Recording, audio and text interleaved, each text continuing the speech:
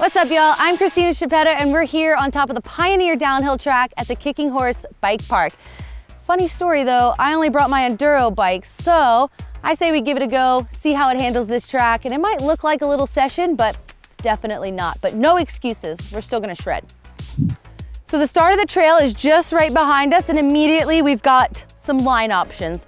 The obvious line, which is the one we're gonna take, is the straight line off of the wooden bridge, and you've got a rock slab, bit of a trench town over here, and then another little rock slab. But the rock slabs here, they're more slippery than the rock slabs back home, so let's give it a go.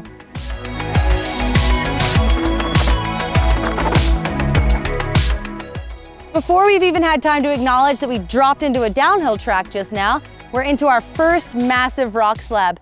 I had to look around the corner, so I can guarantee you there's a few more waiting for us, but I was lucky to see a few racers come through here, and they took the left line, which was pretty nice, still quite slippery, but it's avoiding the big bomb holes on the right. So I'm gonna try that one.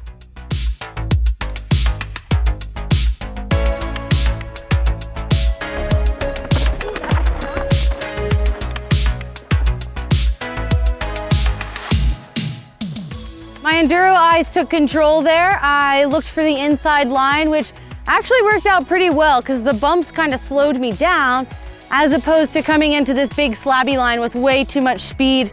The berm, it doesn't look super trustworthy, but I'm gonna head back up and hit it again and see if the left side's any better.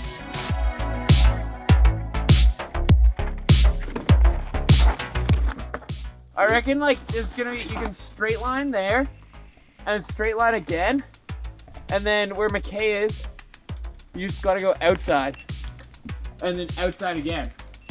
And then this is sick. Yeah, what the here? Friggin' like this.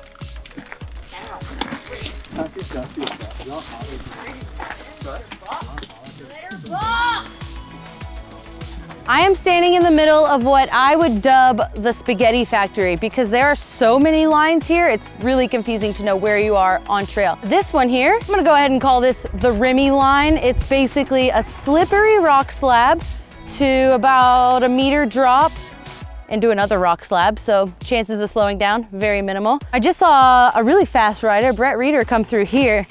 He went the super secret lander entrance and then landed off into the bush. However, because I'm enduroing, I'm just gonna go ahead and take it to the left line.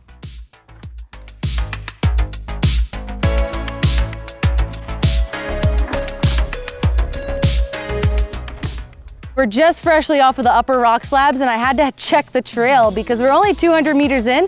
This thing goes for 2 kilometers, so I'm actually relieved to be a little bit in the dirt. My goal on this line is to hang this left side here to make the next corner a bit wider, because that inside with the roots and then this little stump right here could get a little bit wild.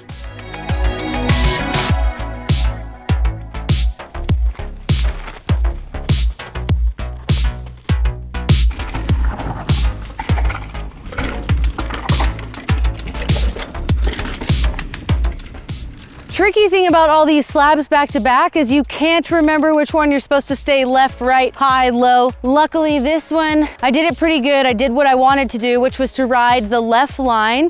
There's a little more dirt on the ground, so it gave me an opportunity to check the brakes, and then I was able to actually ride the berm. But if you can see over there, a lot of people just went straight off into the bushes, and you don't want to do that. There's some big boulders down there.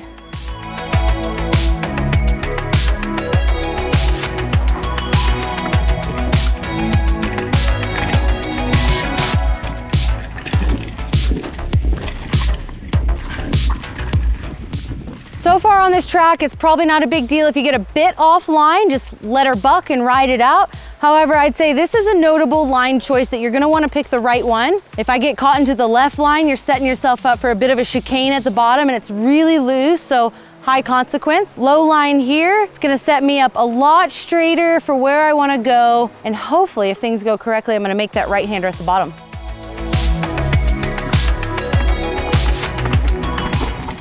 Something about slow is smooth, and smooth is fast. Or at the very least, smooth is survival. So far, I gotta say, the Enduro bike on this amazing downhill track is awesome. It feels super good with the 29er wheels.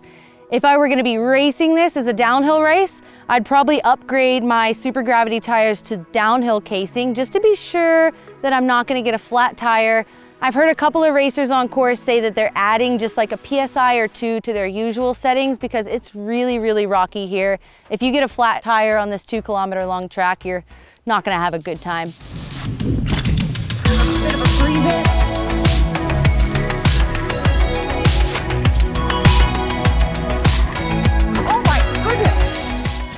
We're on our final stretch of the downhill track here, Pioneer Trail. We just came out of the meadows there. I say meadows, nothing about it was meadows except the flowers. And this section of trail, I think this is really where the downhill bike and the enduro bike would have a good face-off. I am on what I would consider to be the downhill line, the upper hillside, the right-hand line.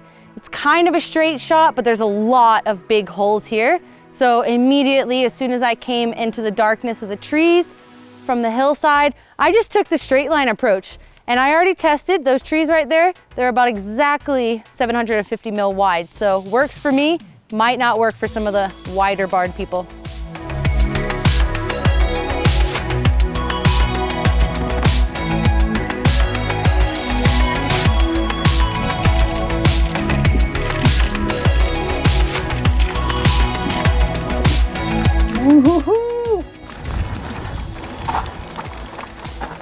Wowza, that was so good. So fun to take the enduro bike out, give it a good thrashing in the bike park. However, if you do have to race that on a trail bike, I definitely feel for you. Good luck to the racers out there and check you guys on the next trail.